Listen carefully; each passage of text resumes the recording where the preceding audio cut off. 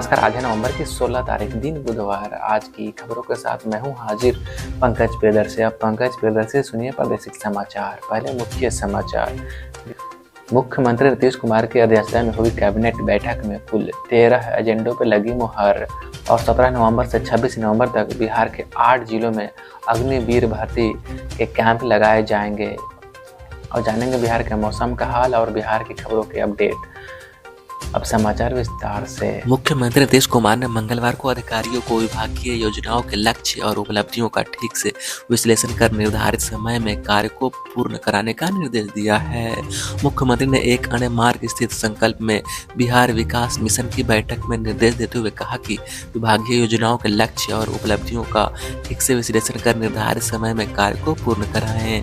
जो योजनाएं स्वीकृत की जाती है उनका क्रियान्वयन बेहतर ढंग से और तेजी से कराएं। मुख्यमंत्री ने कहा कि कार्यों के बेहतर क्रियान्वयन के लिए अगर लोगों की आवश्यकता है तो जरूरत के मुताबिक उनकी नियुक्ति करें। उन्होंने कहा कि जो भी आधारभूत संरचना का निर्माण किया गया है और कराया जा रहा है उनका मेंटेनेंस अवश्य हो और इस पर विशेष ध्यान दें। मुख्यमंत्री ने कहा कि जब हम सरकार में आए थे तो राज्य का बजट आकार 24,000 करोड़ रुपये का था, जो अब बढ़कर 2 लाख करोड़ रुपये से ऊपर हो गया है। उन्होंने कहा कि राज्य में विकास के कई काम किए गए हैं, लोगों की आमदनी बढ़ी है, राज्य में व्यापार बढ़ा है, राज्य ने अपने बलबूते पर सभी क्षेत्रों में विकास किया है। इससे पहले विकास आयुक्त विवेक कुमार सिंह ने मुख्यमंत्री को बिहार विकास मिशन की योजनाओं एवं संबंधित कार्यों की वस्तुनिष्ठ मूल्यांकन के लिए विकसित प्रणाली के संबंध में विस्तृत जानकारी दी। बिहार राज्य मंत्रिमंडल ने जाति आधारित जनगणना का कार्य पूरे करने के लिए निर्धारित समय सीमा फरवरी 2023 को विस्तारित करके मई 2023 करने को मंगलवार को प्रदान कर दी है। इसके साथ ही कैबिनेट की बैठक में 13 एजेंडों पर मुहर लगी है। मुख्यमंत्री नीतीश कुमार की अध्यक्षता में संपन्न मंत्रिमंडल की बैठक के बाद कैबिनेट सचिवालय विभाग के अपर मुख्य सचिव एस सिद्धार्थ ने बताया कि मंत्रिमंडल ने जाति आधारित जनगणना का कार्य पूर्ण कराने के लिए निर्धारित समय सीमा फरवरी 2023 को विस्तारित करके मई 2023 करने का स्वीकृति प्रदान करती है। उन्होंने बताया कि निर्वाचन आयोग द्वारा मतदाता सूची पुनरीक्षण का कार्य और बिहार में मैट्रिक एवं इंटरमीडिएट बोर्ड की परीक्षाएं संचालित होने से कर्मियों की अतिरिक्त जवाबदेही होगी। उन्होंने कहा कि इसके लिए जाति आधारित जनगणना के कार्य की समय सीमा बढ़ाई गई है। सिद्धार्थ ने बताया कि बिहार जाति आधारित जनगणना 2022 के लिए ऐप एवं पोर्टल निर्माण कार्य परियोजना परामर्शी के चयन पर होने वाले कुल अनुमानित व्यय 2,000 करोड़ 44 लाख रुपये और 94,440 रुपये बेल्ट्रॉन पटना को भुगतान करने को मंत्रिमंडल द्वारा प्रशासनिक स्वीकृति प्रदान की गई है। उन्होंने बताया कि मंत्रिमंडल द्वारा खान एवं भूतत्व विभाग के अंतर्गत पटना, भोजपुर, सारण तथा अन्य जिला अंतर्गत नदियों से अवैध बालू खनन परिवहन पर अंकुश लगाने हेतु हाई स्पीड बोट एवं अन्य उपस्कर कार्य के लिए बिहार आकस्मिकता निधि से 5 करोड़ रुपए की अग्रिम स्वीकृति दी गई है। सिद्धार्थ ने बताया कि मंत्रिमंडल द्वारा मद्य निषेध उत्पादन एवं निबंधन विभाग अंतर्गत बिहार राज्य आकस्मिक निधि से 25 करोड़ रुपए अग्रिम की राशि की स्वीकृति दी गई है। भाजपा ने बिहार की कुर्नी विधानसभा सीट से केदार प्रसाद गुप्ता को प्रत्याशी बनाया है। प्रत्याशी की घोषणा के बाद केदार प्रसाद ने मंगलवार को नामांकन दाखिल कर दिया है। वहीं विकासशील इंसान पार्टी वीआईपी के प्रमुख मुकेश सहनी ने नीलाभ कुमार को उतारा है। इसके अलावा भाजपा ने उत्तर प्रदेश की मैनपुरी लोकसभा सीट और उत्तर प्रदेश, राजस्थान, बिहार एवं छत्तीसगढ़ की 5 विधानसभा सीटों के उपचुनाव के लिए मंगलवार को उम्मीदवारों की घोषणा की। भाजपा के केंद्रीय कार्यालय ने मंगलवार की सुबह से यह सूची जारी किया। मैनपुरी लोकसभा सीट से रघुराज सिंह साक्य को उम्मीदवार बनाया गया है, जिनका मुकाबला समाजवादी पार्टी के अध्यक्ष अखिलेश यादव की पत्नी डिंपल यादव से होगी। केंद्र की मोदी सरकार इसी महीने बड़े पैमाने पर अर्धसैनिक बलों में जवानों की भर्ती करने जा रही है। जानकारी के मुताबिक यह दूसरे चरण का मेगा भर्ती प्लान है। इस महीने यह रोजगार मेला 25 नवंबर को आयोजित किया जाएगा। इस रोजगार मेले में यूपी, दिल्ली, हरियाणा, पंजाब, हिमाचल प्रदेश, राजस्थान, जम्मू कश्मीर, छत्तीसगढ़, महाराष्ट्र, पश्चिम बंगाल, गोवा, मेघालय, नागालैंड, मणिपुर, मिजोरम समेत दूसरे राज्यों में 45 जगहों पर अर्धसैनिक बलों के जवानों की भर्ती होगी। भारतीय वायुसेना में अग्निवीर भर्ती 2022 का नोटिफिकेशन 4 नवंबर को जारी किया गया था। जो उम्मीदवार वायुसेना में शामिल होकर देश का सेवा सपना देखना चाहते हैं वे इंडियन एयरफोर्स की आधिकारिक वेबसाइट पर जाकर अग्निवीर वायु भर्ती का नोटिफिकेशन चेक करके और डाउनलोड कर सकते हैं। वैसे तो अग्निवीर की आयु भर्ती 2022 के ऑनलाइन आवेदन 7 नवंबर से शुरू हो चुके हैं, लेकिन जो भी अभी तक आवेदन नहीं कर पाए हैं वे 23 नवंबर तक अप्लाई कर सकते हैं। अग्निवीर वायु भर्ती के तहत भारतीय वायुसेना में शामिल होने वाले उम्मीदवारों को 4 साल की अवधि के लिए वायुसेना अधिनियम 1950 के तहत शासित किया जाएगा। मानवता के एक अहम पड़ाव में पिछले 12 वर्षों में 1 अरब लोगों को जोड़ने के बाद मंगलवार को वैश्विक जनसंख्या 8 अरब तक पहुंच गई है। बहरहाल बढ़ती वैश्विक चुनौतियों के बीच चीन को पीछे छोड़ते हुए भारत का अगले साल दुनिया का सबसे अधिक आबादी वाला देश बनना तय है।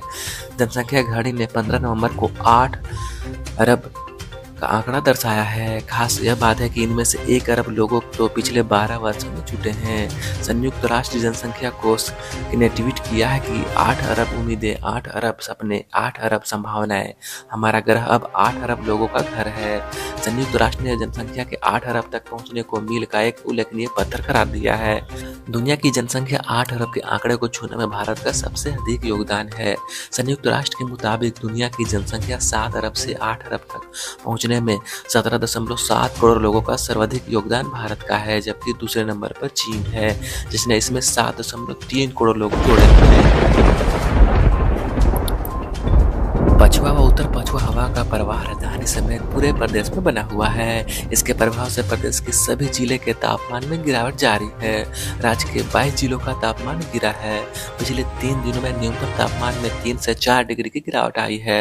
पटना में भी ठंड बढ़ी है। न्यूनतम व अधिकतम तापमान में ज्यादा अंतर रहने से अस्पतालों में मरीजों की संख्या भी बढ़ने लगी है। मंगलवार को राजधानी के अधिकतम तापमान व न्यूनतम तापमान में सामान्य से 1 डिग्री की गिरावट आई है। पटना का न्यूनतम तापमान 14.1 डिग्री व अधिकतम तापमान 28.3 डिग्री सेल्सियस दर्ज किया गया है। पटना मौसम विज्ञान केंद्र के अनुसार मंगलवार को 22 जिलों के न्यूनतम तापमान में आंशिक गिरावट आई है, जिससे ठंड बढ़ने की सिलसिला जारी है। बांका जिला 10.5 डिग्री सेल्सियस न्यूनतम तापमान के साथ प्रदेश का सबसे ठंडा रहा। भारतीय कम्युनिस्ट पार्टी के राज्य सचिव राम नरेश पांडे ने बिजली कंपनियों द्वारा बिजली की कीमत में 40% बढ़ाने के प्रस्ताव को तीखे शब्दों में निंदा की है। उन्होंने राज्य सरकार से बिजली कंपनियों के प्रस्ताव नहीं मानने की मांग की है। सीपीआई के राज्य सचिव ने मंगलवार को बयान जारी कर कहा कि बिहार में पहले से ही उपभोक्ताओं को महंगी बिजली मिल रही है। इसके बाद भी बिजली की कीमत में 40% की बढ़ोतरी से उपभोक्ताओं की जेब पर असर पड़ेगा। जनता पहले से ही महंगाई से त्रस्त है, इससे महंगाई और बढ़ जाएगी। केंद्र और नरेंद्र मोदी की सरकार पर हमला बोलते हुए कहा कि मोदी सरकार अपने मित्रों से विदेश से कोयला मंगवाते हैं और ऊंची कीमत पर बिजली कंपनियों को उपलब्ध कराते हैं। केंद्र सरकार ने बिजली कंपनियों को विदेश से आने वाले कोयले के इस्तेमाल के लिए भी बाध्य कर दिया है, जिसका असर बिजली के उत्पादन पर भी पड़ रहा है। प्रधानमंत्री नरेंद्र मोदी ने अडानी से विदेश से कोयला का आयात भी करते हैं और बिजली का उत्पादन भी करते हैं। देश में सबसे महंगा बिजली अडानी की ही होती है। बिहार सरकार भी अडानी की कंपनी से बिजली खरीदती है, जिस कारण बिहार के उपभोक्ताओं को महंगी बिजली खरीदने पर बाध्य होना पड़ रहा है। राज्य की जनता पहले से ही स्मार्ट मीटर का विरोध कर रही है। स्मार्ट मीटर से महंगी बिजली मिल रही है। अगर फिर से 40% बिजली की कीमत पर बढ़ोतरी होती है तो इसका असर आम उपभोक्ताओं पर पड़ेगा ही पड़ेगा और राज्य की जनता बिजली का इस्तेमाल करना छोड़ देगी। वहीं राज्य के बिजली उपभोक्ताओं की स्मार्ट प्रीपेड मीटर से जुड़ी सभी तरह की शिकायतों के त्वरित समाधान के लिए बिजली कंपनी ने कमर कस ली है। इसके लिए प्रदेश के विभिन्न सर्कल के राजस्व संग्रह एवं उपभोक्ताओं की शिकायतों के निवारण के लिए सहायक कार्यपालिका अभियंताओं, कनीय अभियंताओं एवं IT प्रबंधकों को Bihar state power holding company limited के मुख्यालय ऊर्जा भवन पटना में विशेष प्रशिक्षण दिया जा रहा है।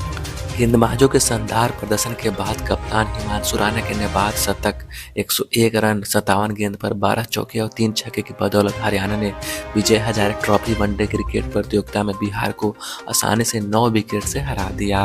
बिहार की ग्रुप C में तीनों मैचों में यह लगातार दूसरी हार है। पहला मैच बारिश की वजह से अधूरा छूटा था। बिहार का अगला मैच 17 नवंबर को आंध्र प्रदेश से होगा।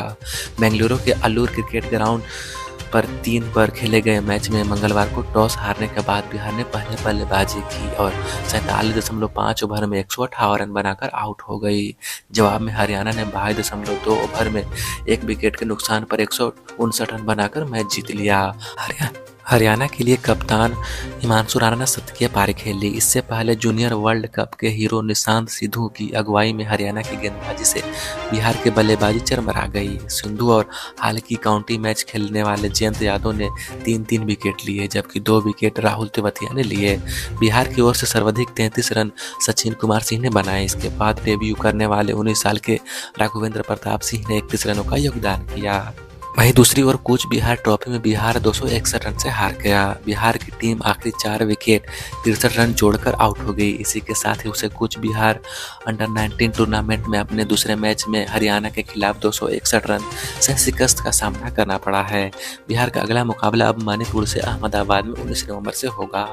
लाहली स्थित चौधरी बंसल लाल क्रिकेट स्टेडियम में खेले गए ग्रुप सी के इस मैच में बिहार के चौथे और अंतिम दिन जीत के लिए बचे हुए 325 रन बनाने थे, लेकिन टीम 147 रन पर सिमट गई। तीसरे दिन बिहार ने 6 विकेट पर 84 रन बनाए थे, लेकिन मंगलवार को उसने बचे हुए 4 विकेट 63 रन जोड़कर गंवा दिए। कुल मिलाकर जीत के लिए बिहार को 400 रन का लक्ष्य था। बिहार के लिए अनूप कुमार ने 23 और मोहम्मद जहार ने 27 रन बनाए। हरियाणा की ओर से अभिजीत ने सबसे ज्यादा 4 विकेट लिए। कूटनी में महागठबंधन में बगावत शुरू हो गई है। जेडीयू से मनोज कुशवाहा को टिकट मिला तो राजद नेता शेखर सहनी ने पार्टी छोड़ दिया है। शेखर सहनी ने फिलहाल किसी भी पार्टी में जाने से इनकार किया है। उन्होंने कहा कि वे आगामी दिनों में अपने अगले राजनीतिक कदम के बारे में घोषणा करेंगे। मीडिया कर्मियों से शेखर सहनी ने कहा कि पिछली बार कूटनी से आरजेडी का विधायक बना था। उपचुनाव में उनकी प्रबल दावेदारी थी। आरजेडी ने यह सीट जेडीयू को देकर निषाद समाज को धोखा दिया है। ऐसी स्थिति में पार्टी में रहने का कोई औचित्य ही नहीं है। शेखर सहनी ने कहा कि उन्होंने साल 1993 में आरजेडी की सदस्यता ली थी। पहले युवा जनता दल, फिर युवा आरजेडी के कूटनी के प्रखंड अध्यक्ष की जिम्मेदारी संभालने से लेकर जिला अध्यक्ष तक के वे रूप में पार्टी के रूप में मजबूत करते रहे हैं। वर्ष 2019 में राजद के प्रदेश सचिव की जिम्मेदारी देने के साथ ही राष्ट्रीय अध्यक्ष लालू प्रसाद ने उन्हें विधानसभा चुनाव में टिकट देने का आश्वासन भी दिया था।